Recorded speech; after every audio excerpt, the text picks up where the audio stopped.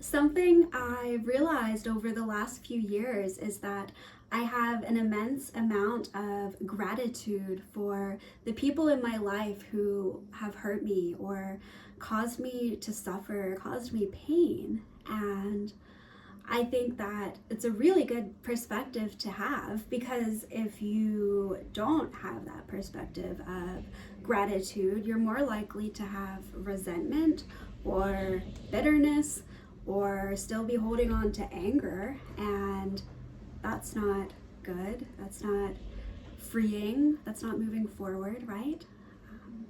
But when I look back on my life, the experiences that were the most painful and were the most harmful and hurtful to me, um, I have so much gratitude for, because they're really what propelled me and got me on this path, this journey of who I am today. I remember, my gosh, it's been so long ago. It was like in 2020.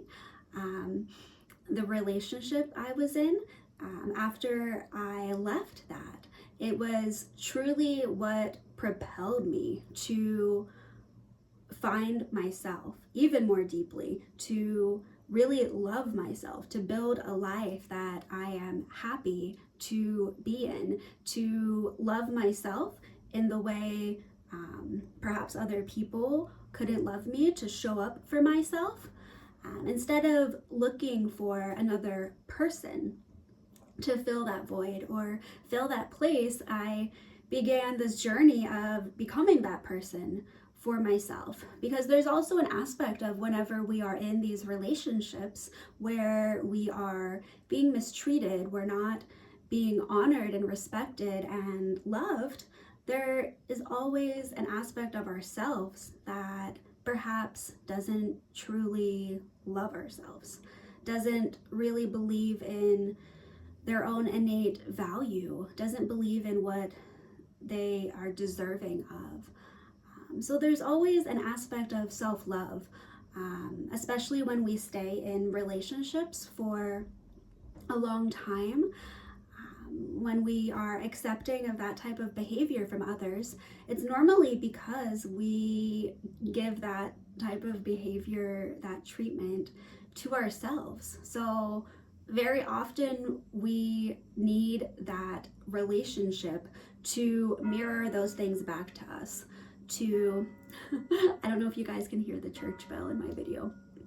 I have this like beautiful old church right behind my house. But often these people, not always, but often they're acting as mirrors for the hidden parts of us that we haven't looked at, or the ways that we have been mistreating ourselves or unkind or unloving to ourselves. How we've maybe grown codependent on another person instead of really cultivating the time and putting the energy and effort into being that person and really showing up for ourselves. So when I say I have gratitude to the people who hurt me, I truly do. And it's because it was those connections that really just held up a massive external mirror to me, saying, hey, there are some things that you need to change in your life. There are some things that you need to look within for, and really just begin cultivating such a deep love and respect and honoring of yourself that you would never for a second, not 1 second, allow another person into your life who would mistreat you. And of course, you know, we cannot prevent that from happening. So it's not always this like existential, big spiritual, like deep mirror. I think it really only becomes a mirror when you're allowing it in your life and you're not looking at the parts of you that might be triggering that. Of course, people are always going to come into our life who just, you know, they're not maybe super conscious or aware. They're in a lot of pain. They're hurting. So we're always going to still have people coming into our life, just like random occurrences where people are unkind or unfriendly, not treating us the best. Those are still going to exist. But what I'm talking about here are those really deep and long connections that we have been in relationship with someone whom was hurting us, and we continually allowed that mistreatment. There is always so much growth and so much to unearth and uncover once you leave those connections and you come out the other side. Because the people who hurt us are, of course, deeply hurting themselves, but what part of you is allowing that treatment, is allowing that behavior? There's a saying I read once that says unconditional love does not mean unconditional acceptance of bad behavior, and that's true. And it often takes us a long time to realize that.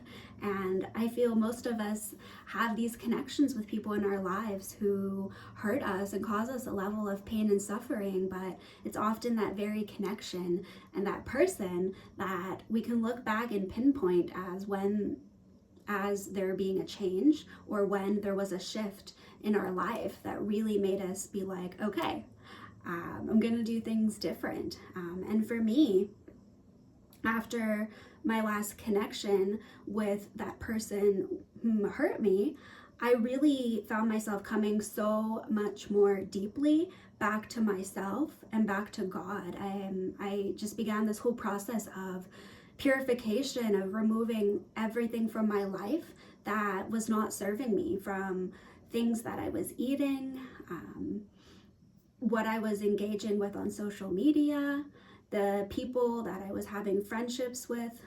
Literally every area of my life underwent this purification after that relationship ended. So I really look at it as that person led me back even more deeply to God and to myself, because it really brought to the surface everything within me that I needed to purify to become the person that I wanted to be, to have the connections that I wanted to have.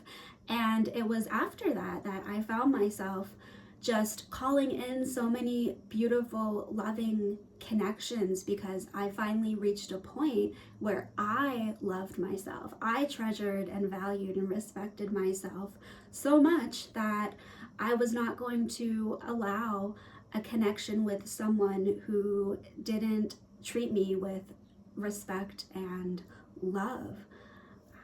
So it was a really important lesson for me.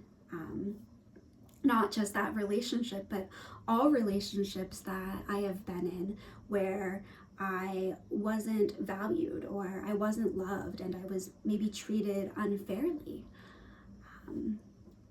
There's often a lot of hidden gems and a lot of things to learn when we are in those connections. And I think if you come to this place that I am in now, you will understand why I look back on them with gratitude. And I'm sure many of you look back on your relationships and say to that person, like, wow, I'm so thankful for you. Like, thank you for illuminating that for me. Thank you for setting me forth on this path where I have now purified myself.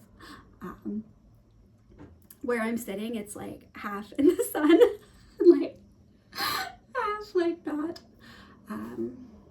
Anyway, yeah. And if you're not at a place yet where you have gratitude for the people who hurt you, that's okay too.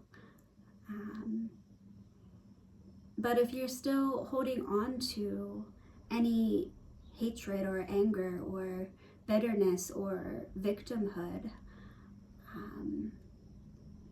I just want you to notice in your body how that feels, and whether is it really serving you to still be holding on to that, or would it be more freeing to let it go? Because those things, they don't hurt the other person.